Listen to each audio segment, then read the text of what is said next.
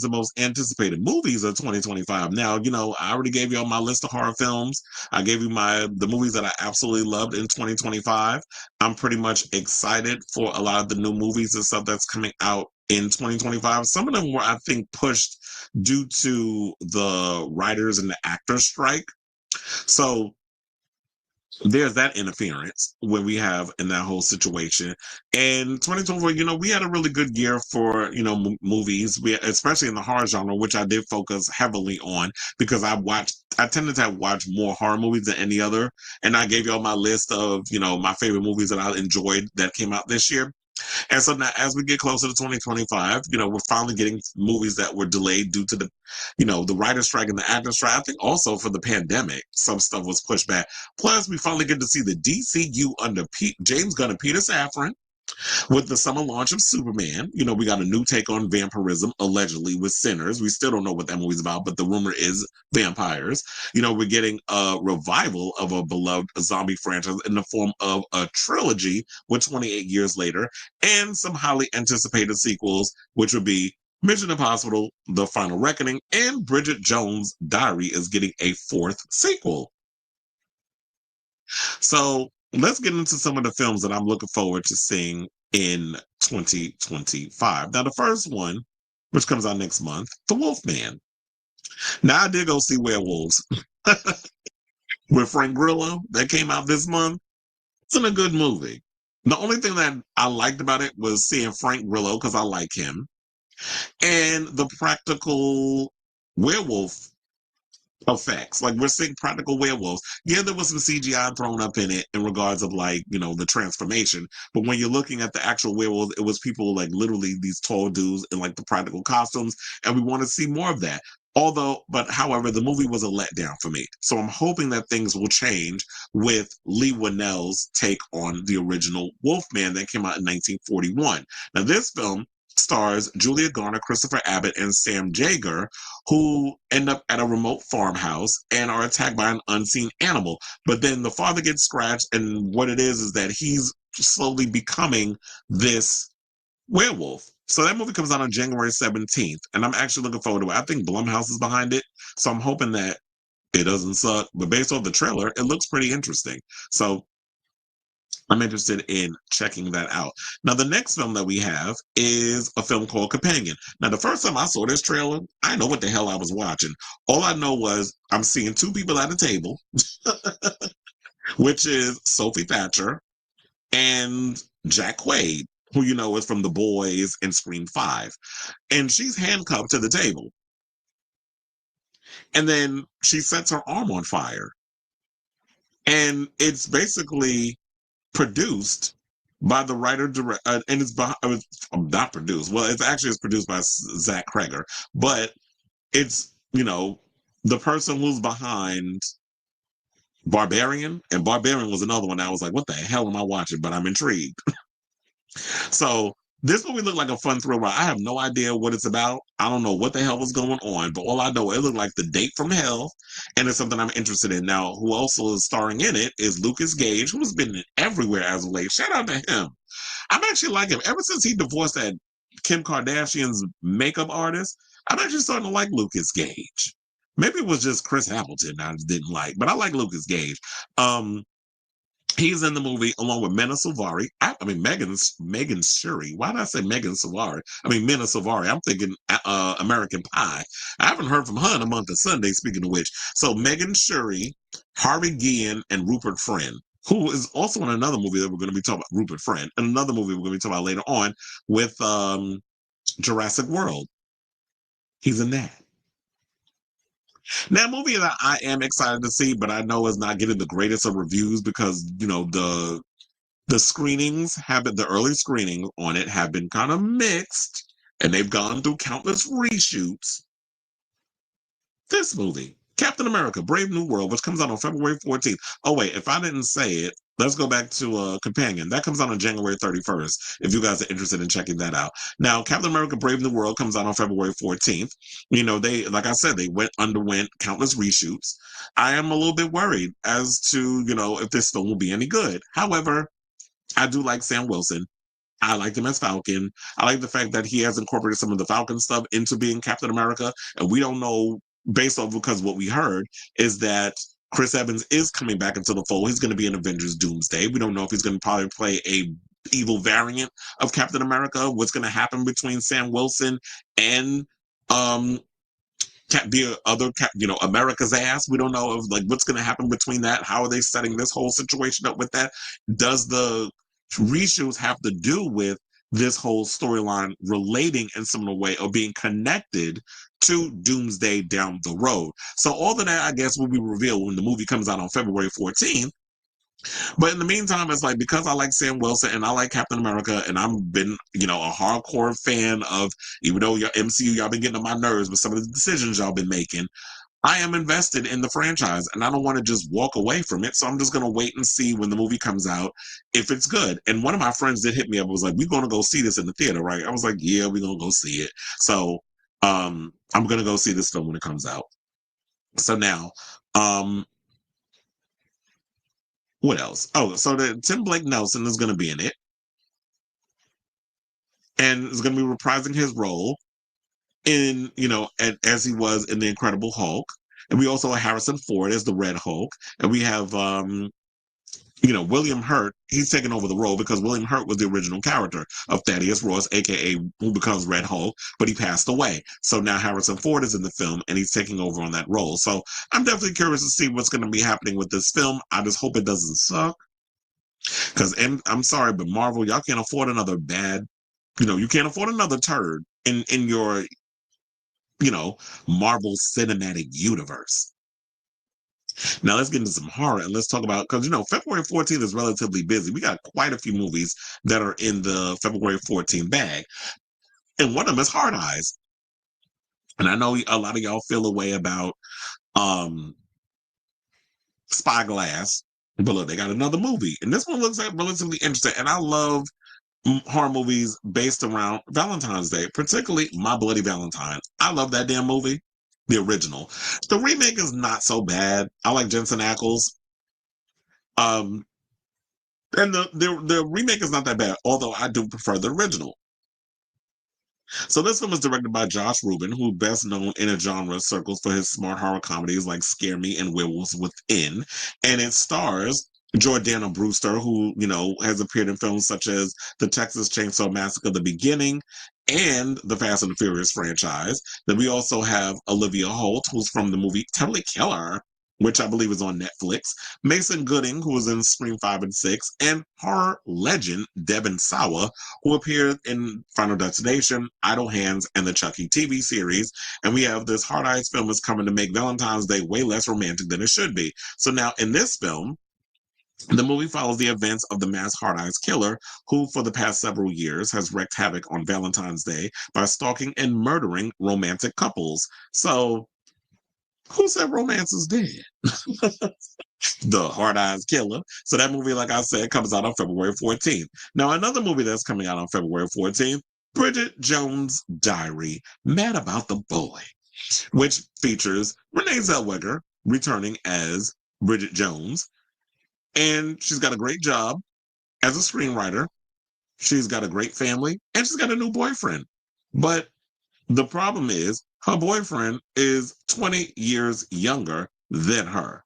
And so the fourth installment basically stars Hugh Grant, Leah Woodall, Colin Firth, Emma Thompson, Nico Parker, Josette Simon, Lila Farzad, and Chiwetel Ejiofor. So that is, I believe, the last movie that's coming out on February 14th. So there's a lot y'all can pick from. You got, on February 14th, we got Captain America. So that's action. We got horror for the fans with Hard Eyes. And we got romantic comedy fans got Bridget Jones' Diary. So that'll be the date night movie. But it's going to be hard because if you got the date night movie and then you have like a lot of the guys are going to want to go see the action film. The horror fans are going to want to go see the horror film, and then the people on the date are going to go see Bridget Jones. So good luck to whoever's going to dominate the box office.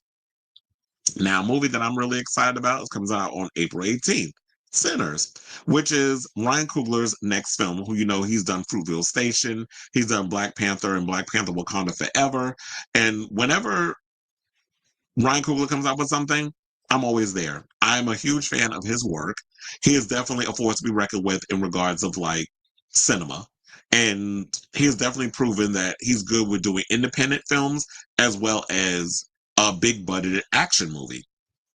So Sinners does come out on April 18th, and basically it's him hooking up yet again with his muse, Michael B. Jordan, who basically plays a set of twins on a film rumored to be about a group of people in the 1930s South that join forces to take on vampires. Now, Sinners also stars Haley Steinfeld, Wunmi Mosaku, Lee Jun Lee, Delroy Lindo, and Omar Benson Miller. So we don't really know much about what this film is about.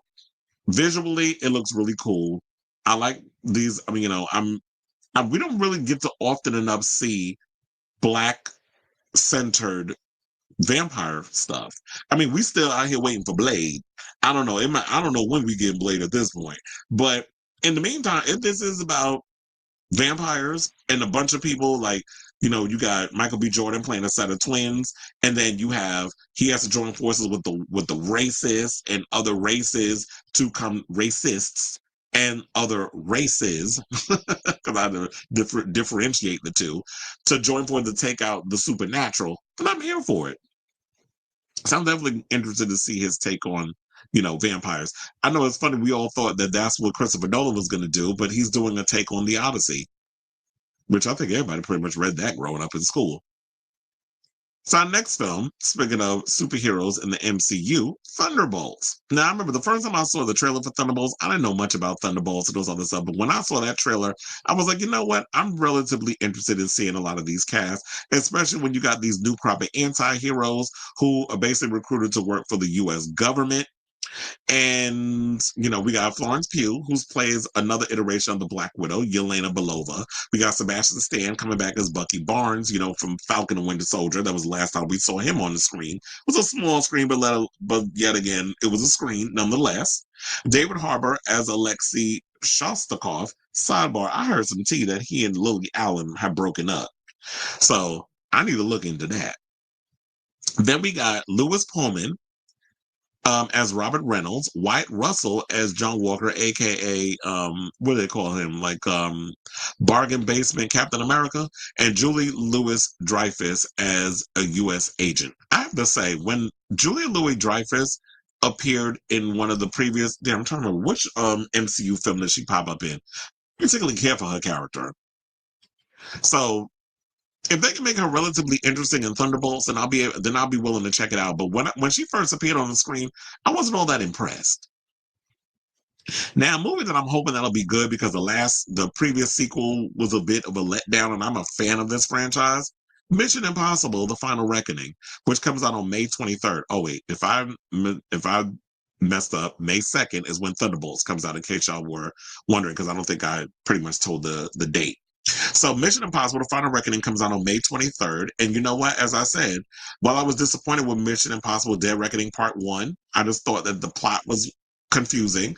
Ilsa Faust, the fact that y'all killed off my girl Rebecca Ferguson. I love me some Rebecca Ferguson. And she was, like, to me, one of the strongest female characters that y'all have written in this franchise to go up against Ethan Hunt. Or not against him, but like to kind of go along, to be alongside him. Like, you need somebody to be able to be combative with him in a lot of sequences and can hold their own next to, Tom Cruise. And I like what she gave. Now, who knows? Some people I've heard tell me that maybe she's not dead. Maybe that you think she's dead, but she's not dead, and she'll make an appearance in the next movie. Well, I hope so. But I was upset when they killed her off. But after the disappointment of some of it, and don't get me wrong, the action sequences and stuff were really good in Dead Reckoning Part 1. Thank God they changed that damn title. You should just call it Dead Reckoning. But I think they did change it, and then they took out the Part 1. But it's called a Dead Reckoning. Now this was the Final Reckoning. So it's going to wrap up this one, but I don't necessarily if that means that Tom Cruise is going to step down and no longer play Ethan Hunt. Although it might be time to pass the torch and reboot Mission Impossible. I know at one point they tried to do that with Jeremy Renner, And I didn't mind his character. It just, I don't think that he was just a strong enough person to be able to carry on this franchise on his own. So, according to the report, it said that it was shot at the same time as its predecessor. The film star, I think, that certain parts of the film were shot around the same time because they did shoot like this other trains. What was it? They shot a whole like a plane sequence around the same time, but they were going to add that later on in the movie. But they had to keep stopping because of COVID and all that other stuff, and then the strikes. So they had to stop at one point. So, Tom Cruise plays a renegade as he always does in every damn movie, secret agent in a race against time to save the world from evil artificial intelligence. Now, returning to the franchise, we have Ving Rhames, Simon Pegg, Haley Atwell, who made her appearance in the. Speaking of which, I heard Haley Atwell is actually coming back to. She's going to be in Secret Wars, or not Secret Wars, a Doomsday. Haley Atwell, she made her appearance in Dead Reckoning Part 1. Palm Clemente, who I actually like her and what she brought to the film. Esai Morales and Vanessa Kirby, alongside newcomers Holt McCallany and Hannah Waddingham. So I'm actually curious, and I'm definitely excited to see this film. So, yeah, I'll be in the theater seeing it in IMAX when it comes out, and hopefully it'll do better than not getting squashed by Barbenheimer. Because I remember when this movie came out, it came out literally, I think, I'm trying to remember, was it a week before or after? I think they had a week where they were only allowed to be in IMAX.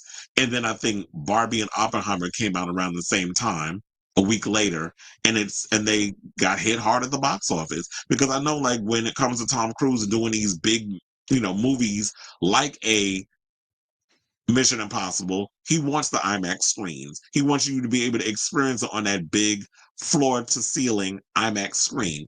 And for you to only get 7 days to do it, it's virtually impossible, especially when you got all these other movies coming out. So I know he was pissed off about that, but look, you can't control everything, sir. Now, next film, I'm excited for this, Karate Kid Legends. Now, I didn't even know that. I think I had heard rumblings about Karate Kid Legends, and there was another Karate Kid movie coming out. We still haven't even got the rest of the episodes of Cobra Kai, but I'm sure that we'll get it before the movie comes out. So this film comes out on May 30th, and basically, as someone who was a child of the 80s who grew up on the Karate Kid sidebar, Karate Kid just celebrated its 40th anniversary this year. So congratulations to them because it came out in 84. And, as somebody who loves the Cobra Kai Netflix series, even though, the cheesiness and all other stuff aside, just the nostalgia of it all, I love Cobra Kai. So they're basically bringing two of the characters from the universe. So Jackie Chan, who played Mr. Han, he appeared in the Jaden Smith starring Reboot. And you have Ralph Macchio, who was in the original Karate Kid Part 2, and I believe in Part 3, and then he did Cobra Kai. So he's always going to be forever synonymous with this franchise. So he's coming back as Daniel LaRusso, a.k.a. Daniel's son. But we don't know what the plot is. We just know that he gets recruited based off the trailer. He gets called in by Mr. Han. They wind up going to I don't remember, what was it, China or whatever it is. But I don't know off the top of my head. I apologize. But he ends up having to go to this thing, help with this kid. He's in this tournament, and it was just a lot of stuff going on in the trailer. But we don't know what the plot is. But based off the trailer, it looked pretty good. So the film stars Ming-Na Wen as the kid's mother, Ben Wang, who I believe is the lead actor in this film now, Joshua Jackson, and Aramis Knight. Now I remember Aramis Knight. He was in that show Into the Badlands. It was on AMC. But now you can watch episodes of Into the Badlands, and I was so mad when they canceled that show. It was such a good show. You can watch that on Netflix. Now, a movie that I'm really excited to see, and y'all been hearing about me talking about this for a while, Ballerina, with my girl Ana de Armas. So, y'all know I love me some John Wick. I love all 4 movies. I love me some Keanu Reeves. That is my Virgo twin. I already told y'all he and I were both born September 2nd. That's why I will forever call him my Virgo twin.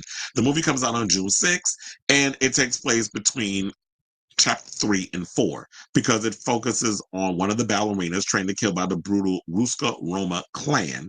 So Ana de Armas, the first time I actually became aware of, okay, she could do action was when she was in Daniel Craig's No Time to Die. She had like a little sequence in that film, and she was doing a lot of the action. So I was loving it. I was like, yeah, we need to get her in an action movie. And now they have her as the lead in this film that's a spinoff of the John Wick franchise. And I really feel like, you know what, if they really want to spin off this franchise, they're definitely going to have to get they got to get going, because you already know John Wick.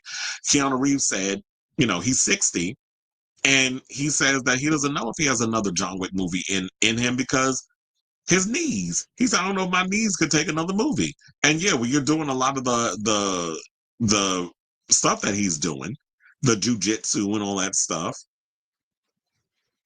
that or judo, and he's throwing people, he's doing it's a lot of knee work, and a lot of it takes its toll, especially when you're a man of a certain age. But also, what's going to be good too, if people are feeling a little skeptical, Len Wiseman is directing it. He's kind of been hit or miss with a lot of the films, but I did like Underworld, and I like Live Free or Die Hard. And Keanu Reeves is set to make an appearance in the film. And they said he has like a major role. It's not just going to be some bona fide cameo. He does have a big part. He's not overshadowing the entire movie, but he does make quite a few appearances in the film. And I did hear at one point that they had to go back because it was supposed to, remember, the movie was supposed to come out this year. But then they went and looked at it, and Chad Stahelski looked at the film and was like, oh no, we need to beef up this action. Like, there needs to be more sequences put in here. So he actually came out with some of the action sequences. Please, I really hope that it's better than the sequences he had to come up with for that last Matrix movie. But as someone who's directed all the John Wicks and knows that universe, I trust that he knew what he was doing in regards of beefing up the action. And based on the trailer that I've seen already, the action looks pretty legit. It looks really good, and Ana de Armas definitely looks good, kicking ass. I love watching women in action movies. So this one, I'll definitely be in the theater watching it when it comes out on June 6th. So in the film, Angelica Houston is set to appear, Gabriel Byrne, the late Lance Reddick, Catalina Sandino Moreno, who I've always liked her, but she's also from that show. I don't know if y'all seen that, but definitely y'all need to watch that show. That's good. They just ended their recent season.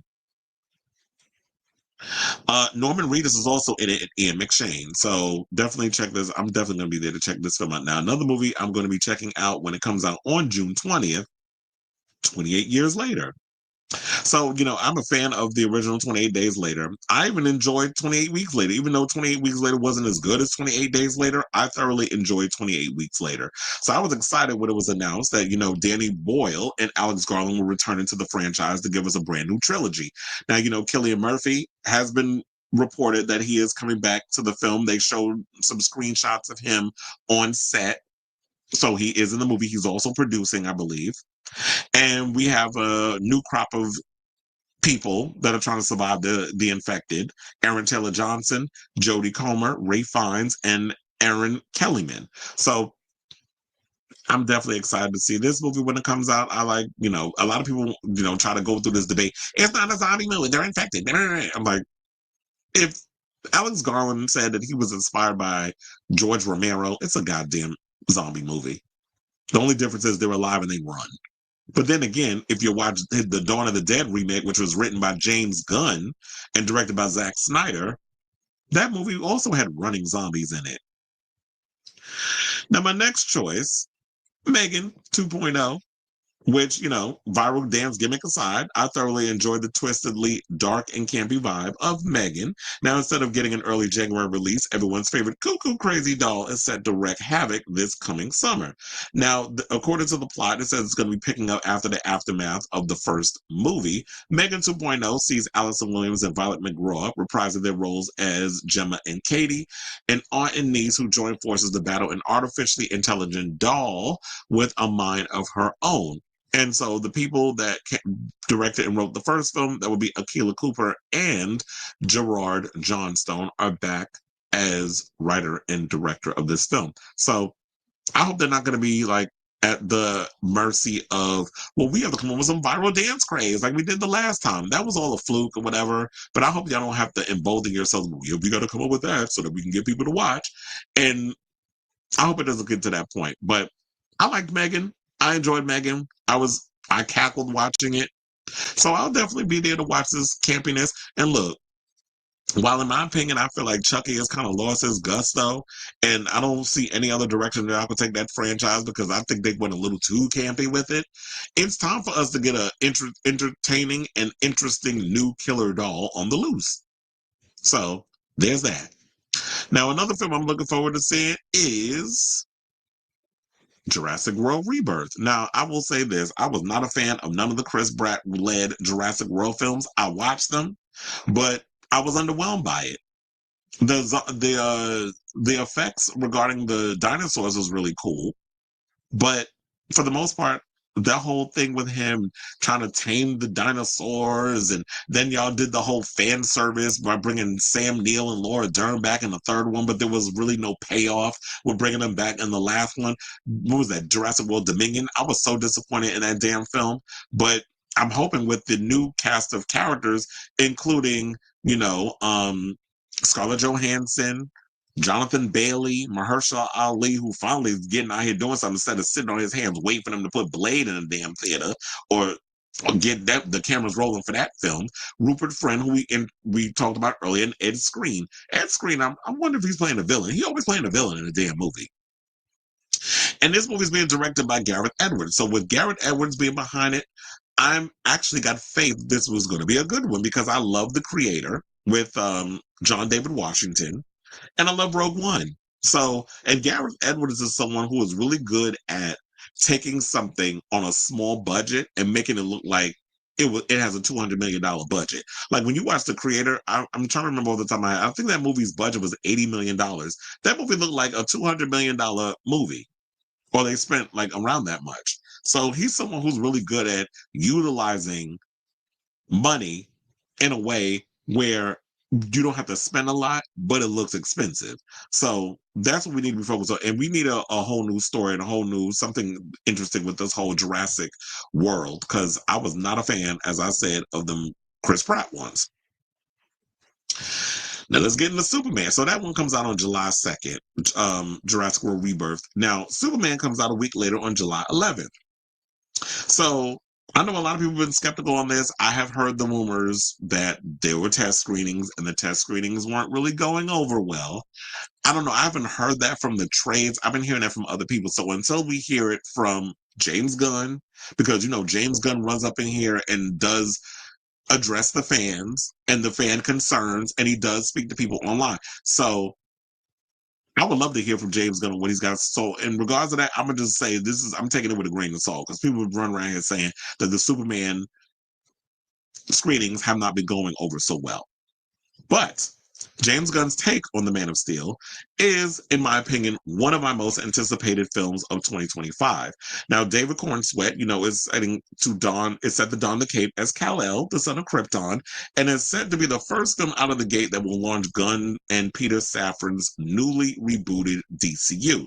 Now, in regards to the plot, we don't really know much about the plot, but because all we got was a teaser, and the teaser was supposed to just set the mood in regards of what we could expect from the upcoming Superman reboot. James Gunn's Superman, which is let us know what the vibe is, the atmosphere, who's going to be in it, the colors, all that stuff, the music, the tone, basically, is what we're supposed to be getting. But according to reports, it says that the plot will follow Superman as he undergoes his journey to reconcile his heritage with how he was brought up in the human world. Now, Rachel Brosnahan, plays Lois Lane, while Nicholas Hoult will take on the mantle of Lex Luthor. So I'm really excited for that. I'm really hoping that the stories aren't true in regards of the test screenings not going over so well. But regardless, I'm gonna still go to the movies and see it because I'm a Superman fan, and I'm really rooting for, and I trust in James Gunn that he knows what he's doing because he is a comic book geek at the end of the day. Now, my next highly anticipated film that's supposed to be coming out in the summer, I Know What You Did Last Summer, which is scheduled to be released on July 18th.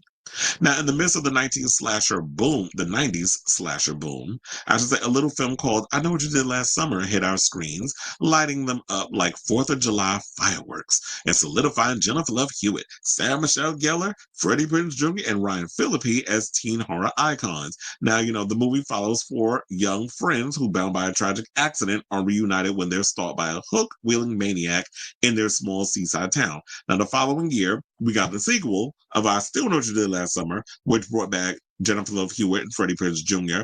But then they went on to some island off peak, and then we had Brandy Norwood was added to the film, Mikhail Pfeiffer, and then they took a trip to the Bahamas, and then 7 years later, they basically we have a new movie coming out, which is going to be directed by Jennifer Caden Robinson, who directed films such as Do Revenge. I believe that film was on Netflix. Not Netflix. It's on might be on Shudder or one of those channels. But they also said, like, you know what? Apparently, maybe we don't know what the plot is of this film, so we could all speculate, but they are bringing in a new class of characters as well as some legacy characters. And I know people still want Brandy to come back, but I don't know. Maybe they'll bring her back in the sequel if it does garner a sequel. But we'll see when the film comes out. I'm definitely curious to see this film. I hope it doesn't suck, because to be honest, as much as I love it, as much as I love I Know What You Did Last Summer, I do not feel, and they were both written by Kevin Williamson, I do not feel that I Know What You Did Last Summer still holds the same kind of weight that Scream does. Like, to me, when I look at Scream already had it solidified as Final Girl. Neve Campbell definitely did her thing as the character. When you look at Jennifer Love Hewitt, as much as I love Jennifer Love Hewitt and grew up with Jennifer Love Hewitt, I do not feel that Jennifer Love Hewitt was a strong enough Final Girl. I just think, especially in the I Know What You Did Last Summer franchise, she was cute to look at, the boobs was moving, but she was overshadowed in both movies. In the first one, she was overshadowed by Sarah Michelle Gellar. Her character stood out way more to me than Julie James. And then when you watch the sequel, even though the script was shit, deep and utter shit, because it was rushed after the instant Hollywood success, after the hit success of the first movie, they went and they rushed a script for the sequel, didn't even check all the plot holes, and then the whole Will Benson, Ben Son twist, that was such the most ridiculous. Like, back then when I was young, I wasn't paying attention. I didn't know no damn better. But when you look back on this movie now, it's like, that's what y'all came up with? This is the twist? This is the plot?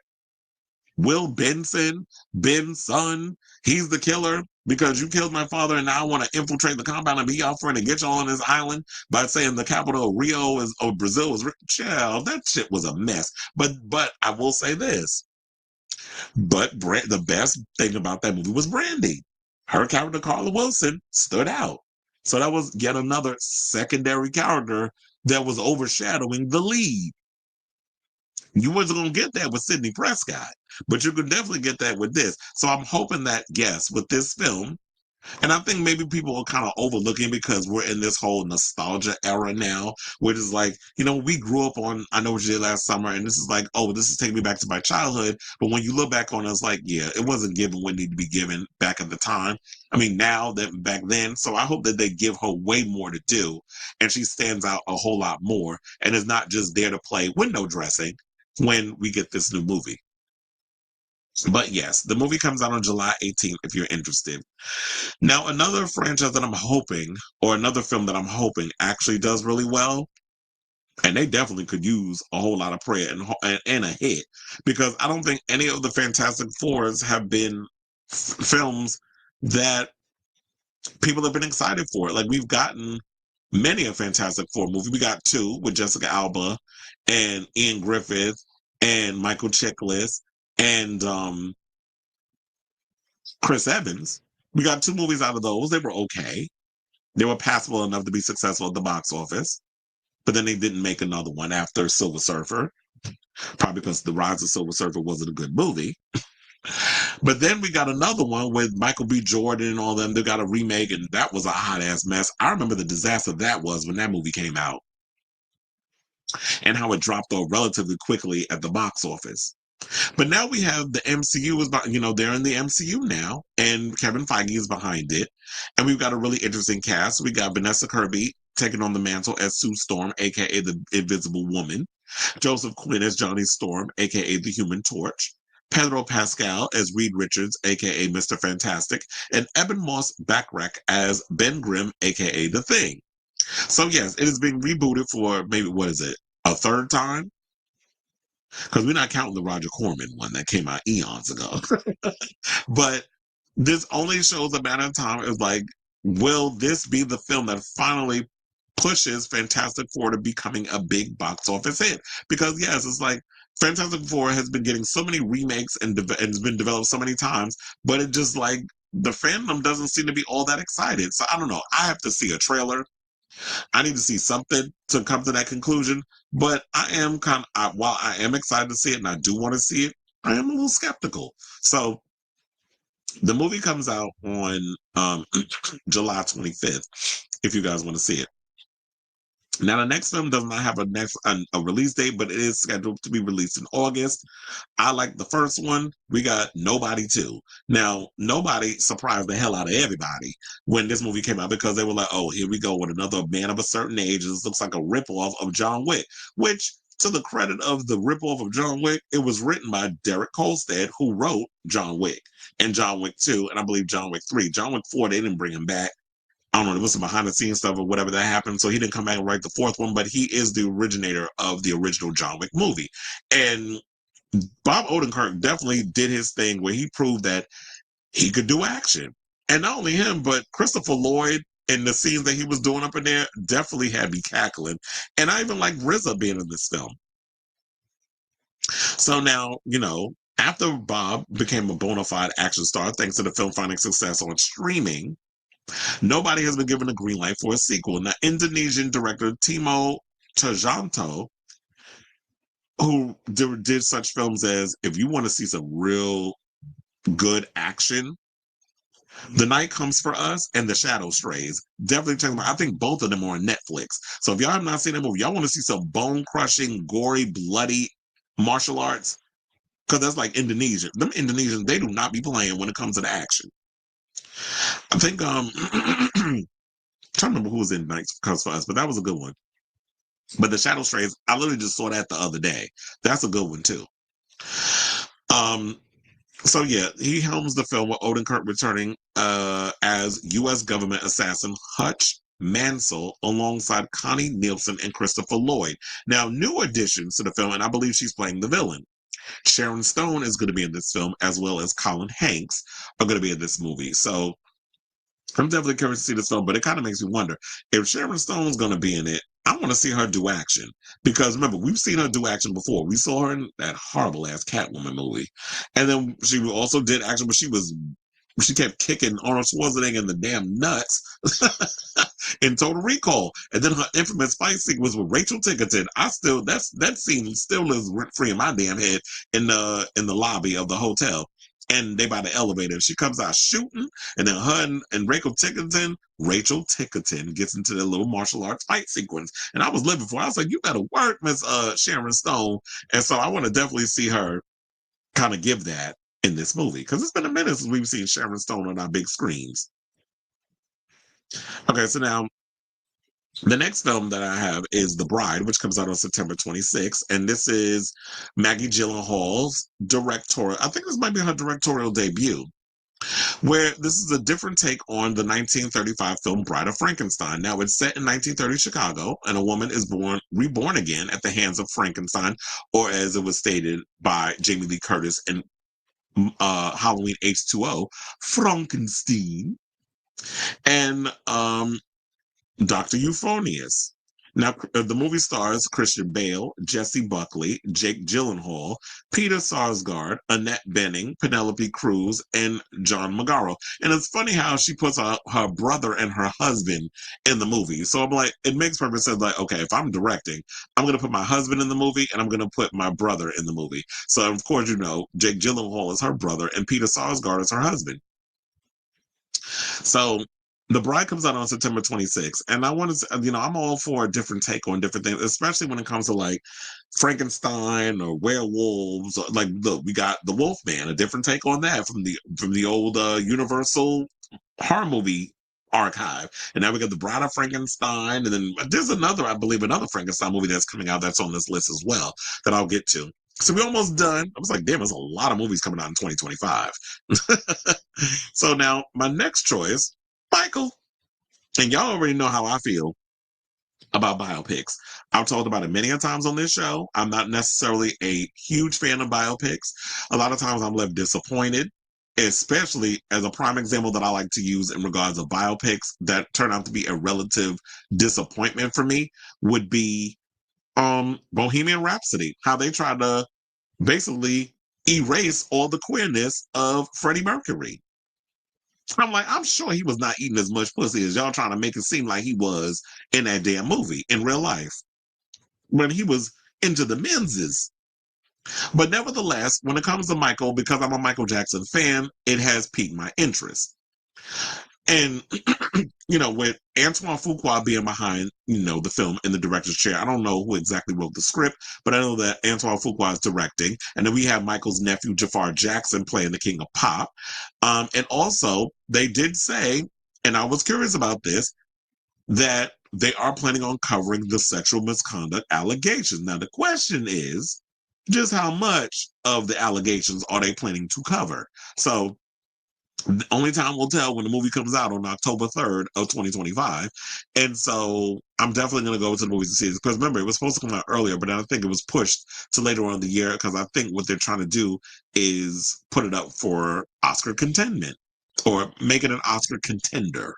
So I could definitely see that happening. Now, a movie that I'm actually hoping doesn't suck, Tron Ares.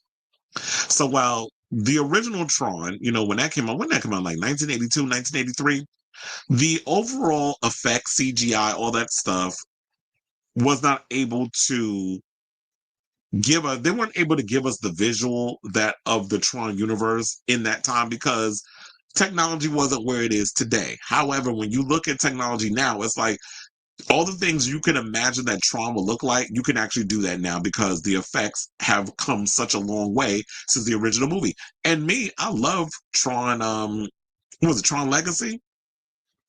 With, especially the music. I love the music from Daft Punk in that film. And I love the overall visual aesthetic. I forget who directed that movie, but I actually, because I think he directed a movie with Tom Cruise too, like a futuristic film. I can't remember the guy's name off the top of my head, but I love Tron, the last Tron movie that came out with Garrett Hedlund and Olivia Wilde, and I would have loved for them to be back in the third one, but they're not coming back as Sam, Flynn, and Cora. And so I love like I said, I love the effects of the original of the sequel, and I love everything about it. However, Tron Ares is going to take a different direction, I assume, but based off of this shot, you should like this whole look here. And this character kind of reminds me of the one that was in the last film where he was fighting Sam Flynn. But in this movie, we're getting Jared Leto, who's stepping into the franchise as Ares, a digital programmer challenged to join the real world. And we saw like at the end of the last Tron film how Cora was a program and Sam was able to bring her into the real world. So seeing how you could bring programs into the real world, seeing how that all plays out. But also we have Evan Peters who's going to be playing Julian Dillinger, who is named after the villain in the 1982 Tron, alongside Greta Lee, Cameron Monaghan, Gillian Anderson, Jodie Turner-Smith, and Jeff Bridges. So at least we're getting Jeff Bridges back, out of all the people that's returning. Now, a movie that I am kind of intrigued to see how they're going to make a sequel to this, because I love the first one, but the way they just killed them off, how they going to do a sequel? The Black Phone Part 2, which comes out on October 17th. Now, I love the original Black Phone. I thought they did a great job wrapping up the story. I just thought it was cool as a one and done, but you know how Hollywood is. The minute they make a shit ton of money, the first thing they want to do is let's make a sequel. But if you have an idea for a sequel, I'm here to hear it. But how are y'all going to make Ethan Hawke's The Grabber serial killer a thing in the sequel when he died in the first movie? So The Black Phone 2 comes out on October 17th. I'm definitely curious to see this film on how they're going to make it work. If it's as good as the first film, count me in. But if it's not, then I'm going to ignore it and I'm going to just stick with the original movie. Now, another movie I'm interested in seeing, and I'm hoping it's better than the first, Mortal Kombat 2. That's supposed to be coming out on October 24th. And there were moments, I will say this, for the 2021 movie that I loved. I saw it on HBO Max. It was like a day and date release.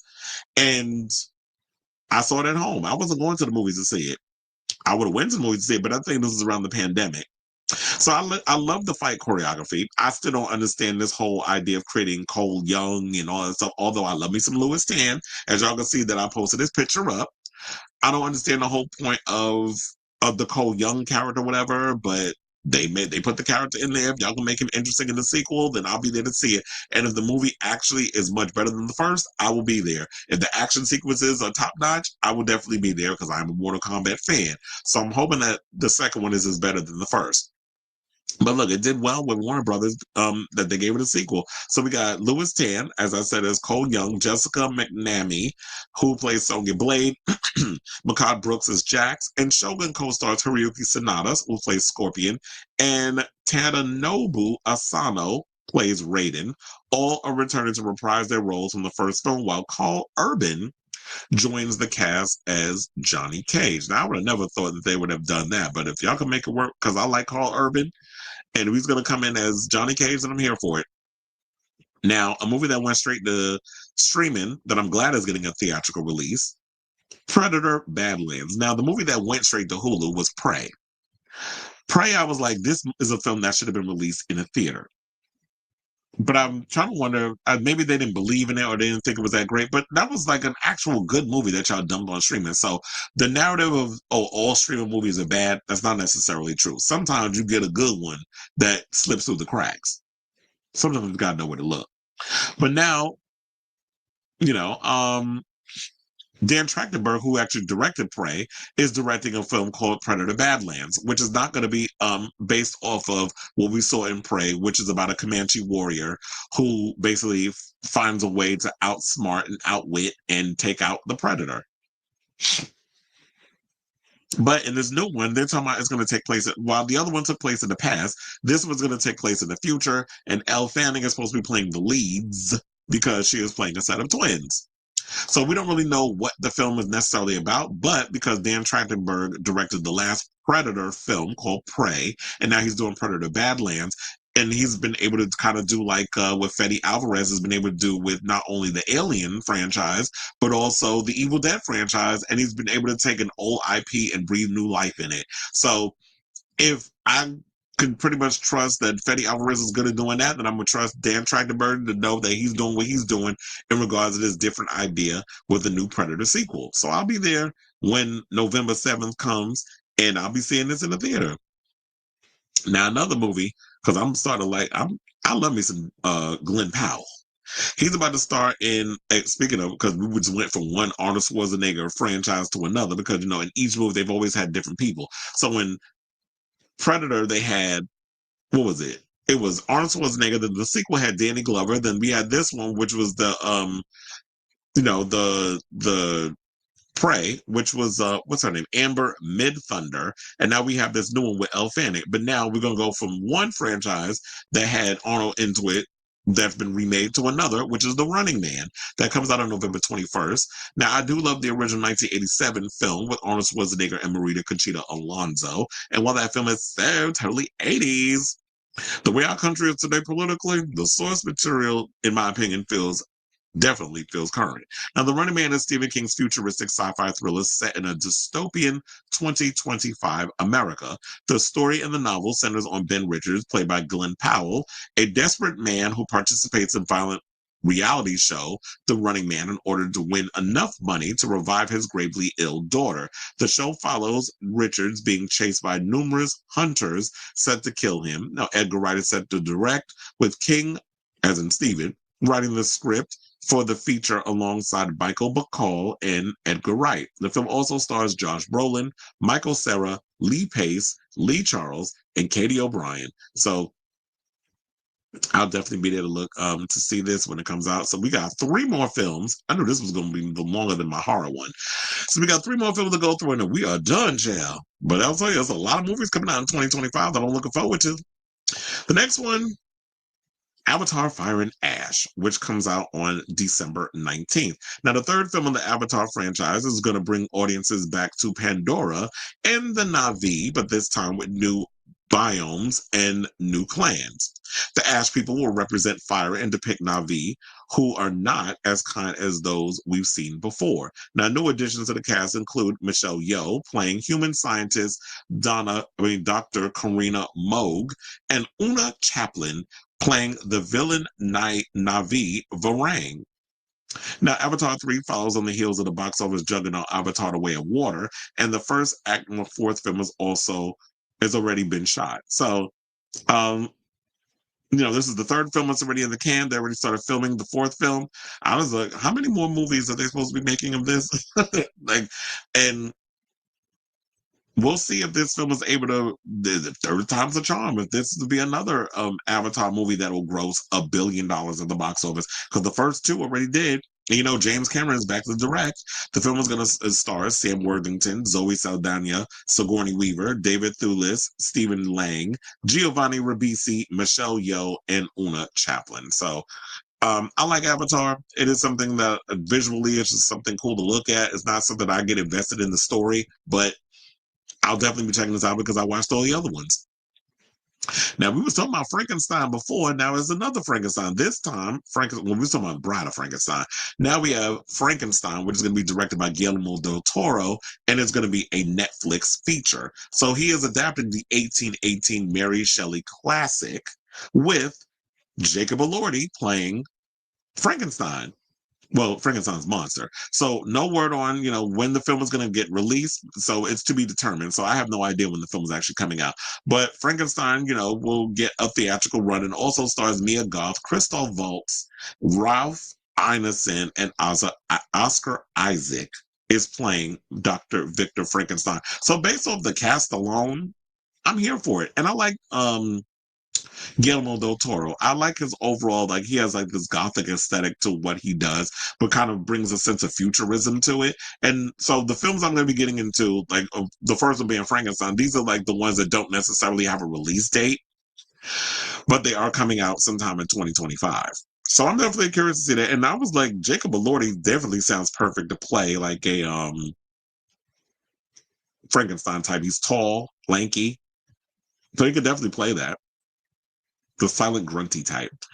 Another movie that we have, Wake Up Dead Man, which is a Knives Out mystery. Now, this was the one I was trying to talk about the other day when I was like, I couldn't think of it off the top of my head. Where it's when you title a movie a certain thing, it's you have to have a sort of relatability with it, especially when you're talking about, okay, you have to call it Knives Out because then people will know it's familiar. You can't just call it Wake Up Dead Man because a lot of the films in this whole genre, they're named after songs. Kind of like if you ever watched Degrassi, each episode was named after a song. If anybody noticed that. It's the same thing with this. They named a lot of the movies after songs. So I love me some Daniel Craig. He's playing Benoit Blanc, a detective who we found out in the sequel is a homosexual. So this ain't the first time that Daniel Craig has played a gay man on the screen. And so, he's back to solve another mystery. And from the looks of it, someone's a dead man. But so we don't really know what the plot is about, which is good enough for me. I like to go in completely blind when it comes to mysteries. But I do like this idea that Daniel Craig comes back as the detective who solved these crimes. And you have this stacked cast of actors who come into play all these different characters in a whodunit. I like this whole vibe. And I hope that we can keep getting a whole bunch of them. So the people starring in Wake Up Dead Man is Kaylee Spaney, who is in Alien Romulus, who was one of my favorite films of 2024. Josh O'Connor, Andrew Scott, Glenn Close, Josh Brolin, Mila Kunis, Jeremy Renner, Kerry Washington, Daryl McCormick, and Thomas Hayden Church. So they said that the movie comes out in 2025, although there's no exact release date confirmed. And last, but certainly not least, that was my last, but certainly not least, there's no other movies that we got. So that's it. That is pretty much the list of my most anticipated movies of 2025. And so I asked you, because like I said, I'm going to cut all this up later on into like separate segments. What was your what movies are you looking forward to on my list that I named that's coming out in 2025, as well as if there's no movies that I even mentioned in here, I'm definitely curious what movies you know that are coming out in 2025 that you're looking forward to that's not necessarily on my list. So whatever your thoughts are, let me know in the comments.